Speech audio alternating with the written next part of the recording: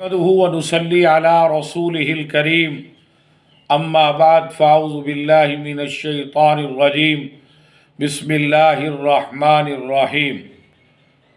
آج کا مجرب وظیفہ اور شاندار عالی شان وظیفہ جو آپ کو میں بتانے جا رہا ہوں وہ ہے سر کی حفاظت اور ذہانت کا مجرب عمل اور حافظے کا مجرب عمل۔ جو بھی آپ سبق یاد کرنا ہے، جو بھی آپ چیز یاد کر رہے ہیں، انشاءاللہ تعالی آپ کو ایک تو جلدی یاد ہوگی اور کبھی بھولے گی نہیں، حافظہ مضبوط ہوگا۔ آج کا یہ جو آپ کو عظیم الشان اور مجرب وظیفہ بتانا جا رہا ہوں، ایک تو اللہ سر کی حفاظت فرمائیں گے، سر میں کسی قسم کی درد، سر میں کسی قسم کی تکلیف نہیں ہوگی، اور انشاءاللہ حافظہ مضبوط ہوگا، ذہانت بڑھے گی۔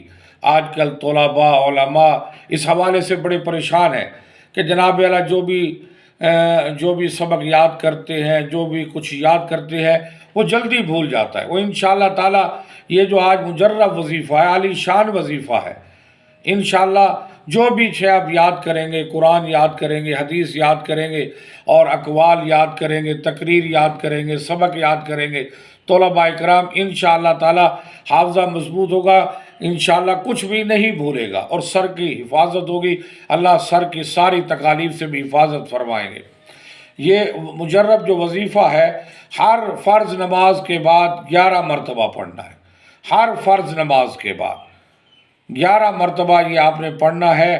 انشاءاللہ تعالی اللہ سر کی بھی حفاظت فرمائیں گے، ہر قسم کی تکلیف سے، درد سے، اور ذہانت اور حافظہ مضبوط ہوگا۔ یہ وظیفہ ہے یا حافظ یا حفیظ، یا حافظ یا حفیظ، یا حافظ یا حفیظ، ہر فرض نماز کے بعد 11 مرتبہ۔ میرے بھائیوں، دوستوں، بزرگوں، علماء، اساتذہ، طلباء، پڑھنا آپ کا کام ہے، اللہ کے نام ہے، بڑے بابرکت نام ہے، بڑے مجرب نام ہے، یا حافظ یا حفیظ۔